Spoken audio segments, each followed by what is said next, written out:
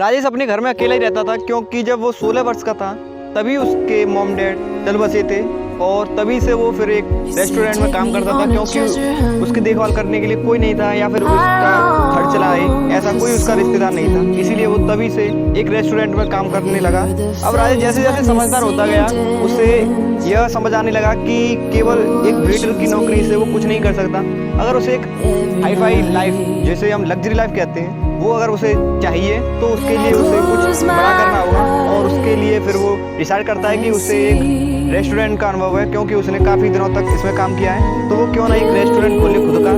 और उसमें कुछ यूनिक चीज़ों की शुरुआत करे जो कि लोगों को पसंद भी आए और उससे फिर वो कुछ कर सकता है। राजेश जैसा चाहता था एग्जैक्टली वैसा ही हो रहा था। वो भी अपने रेस्टोरेंट में काफ़ी ऊंचे मुकाम तक पहुंच गया और अब उसे पार्टनर्स की आवश्यकता पड़ी तो उसने अपने बिजनेस में लोगों को शामिल करना शुरू किया और उन्हीं में से एक पार्टनर था जिसके घर पर पार्टी थी। राजेश अपने घर को लॉक करके उस दोस्त के यहाँ पर पार्टी एंजॉय करने के लिए चला जाता है। यहाँ तक तो सब कुछ ठीक चल रहा था लेकिन आगे जो होने वाला था उसकी राजेश ने कभी कल्पना भी नहीं की थी। वो क्या होता है वो इसी वीडियो में आपको पता चल जाएगा।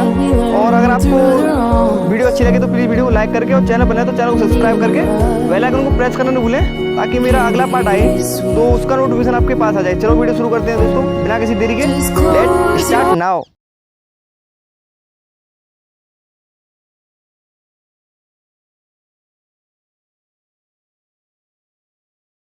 राजेश वहाँ पहुंचकर अपने दोस्तों के साथ काफी एंजॉय करता है और कब समय बीत जाता है उसे पता भी नहीं चलता और जब वो घड़ी में देखता है तो काफी टाइम हो चुका होता है लेकिन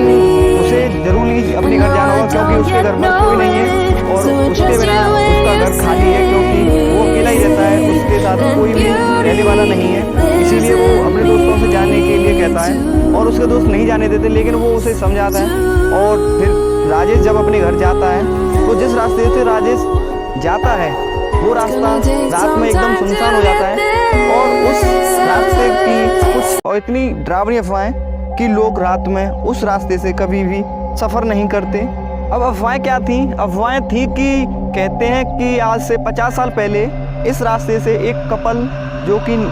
अभी अभी उनकी शादी हुई थी वो जा रहा था तो अचानक ही उनका वहाँ पर एक पेड़ से टकराकर एक्सीडेंट हो जाता है और वो वहीं पर मर जाते हैं, जिसके कारण लोग मानते हैं कि उनकी आत्मा आज भी वहीं उसी जंगल में भटक रही हैं और रात के समय जो भी वहाँ जाता है वो उन्हें वहीं पर अपने साथ रहने के लिए मार देते हैं। पहले बेशक ये एक अफवाह हो लेकिन कुछ लोग ऐसे ही एक्सीडेंट में वहाँ पर रात के समय जब आ रहे थे तो मारे गए हैं, जिसके कारण लोगों को और भी डर लगने लगा था कि वाकई में ये बात सच है और इसीलिए फिर रात में वहाँ आना जाना सब ने बंद कर दिया। राजेश अपने घर की ओर आ रहा होता है। जब तक जंगल शुरू नहीं होता राजेश बेधड़क गाड़ी को चलाता लेकिन जैसे ही जंगल शुरू होता है राजेश की धड़कनें बढ़ने लगती हैं और जो लोगों की वो कहानियाँ सुनता है तो उसके वजह से और वो डरने लगता है लेकिन फिर भी उसे हिम्मत करके तो जाना ही होता है। और जैसे जैसे वो जंगल में आगे बढ़ता जाता है राजेश की धड़कनें जोर जोर से धड़कने लगती हैं और काफ़ी डरा सा भी रहता है लेकिन वो हिम्मत करके जाता है। लेकिन अचानक ही उसकी गाड़ी की हेडलाइट्स बंद हो जाती हैं जिसे देख वो और भी काफ़ी परेशान हो जाता है और अपने आप ही फिर जल जाती हैं और फिर वो ऐसे ही बंद होती हैं चलती हैं बंद होती हैं चलती हैं अपना आप ही।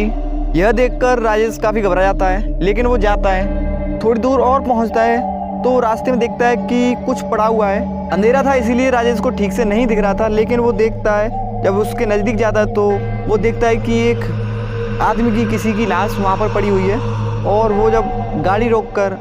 वहाँ से उतरकर उसे देखता है तो वो अचानक ही वहाँ से गायब हो जाती है। यह देखकर राजेश और भी परेशान हो जाता है और फिर वो गाड़ी में